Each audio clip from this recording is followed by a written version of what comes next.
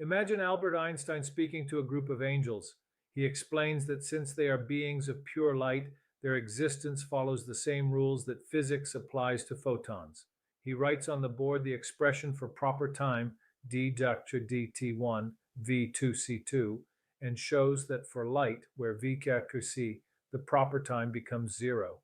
Photons do not age, they do not experience the flow of time. Then he introduces length contraction, reminding them that for objects moving at the speed of light, the Lorentz factor becomes infinite and the measured length along the direction of motion shrinks to zero. For photons, the distance between emission and absorption collapses into a single dimensionless event.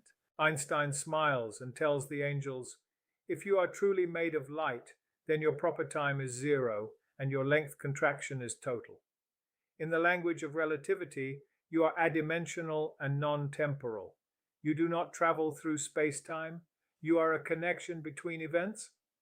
The tone is poetic but grounded in physics, blending scientific explanation with the sacred metaphor of angels as beings of light. It is a great honor to introduce Professor Claudia Galactica from the Department of Poetry and Quantum Mechanics at the University of Buenos Aires.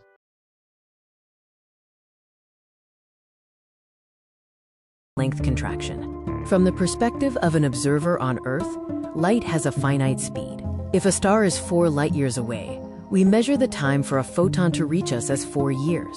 However, from the photon's own reality, the journey takes no time at all.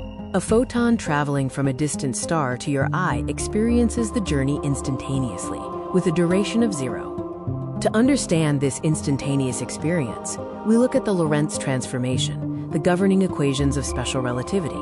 These formulas determine how length and time distort as velocity approaches the speed of light.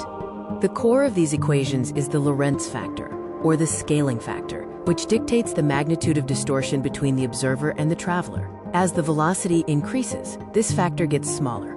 When the object's velocity v equals the speed of light c, the Lorentz factor simplifies to 0. When this factor hits 0, the physical definitions of time and space change radically. Proper time is the time measured by a clock carried alongside the moving object. Applying the 0 factor to the time equation results in null. From the photon's point of view, no time elapses. Because proper time is 0, photons do not experience chronological progression. A photon emitted at the Big Bang is, from its own perspective, the exact same age today as the moment it was born. Similarly, length contraction is total for the photon. The distance between the point of emission and the point of absorption contracts to 0, making L times 0 equal to 0. Mathematically, the photon experiences its entire trajectory not as a line, but as a single point, where the destination touches the origin. The journey is an instantaneous event in a space of 0 length. This illustrates the dual reality. We, the observer, see light traveling at a finite speed, while the photon exists in a state of 0 time and 0 distance. The math of relativity unites these experiences into a single physical truth. From now on, when you think or feel about angels, imagine them living in the duality of 0 time and 0 distance.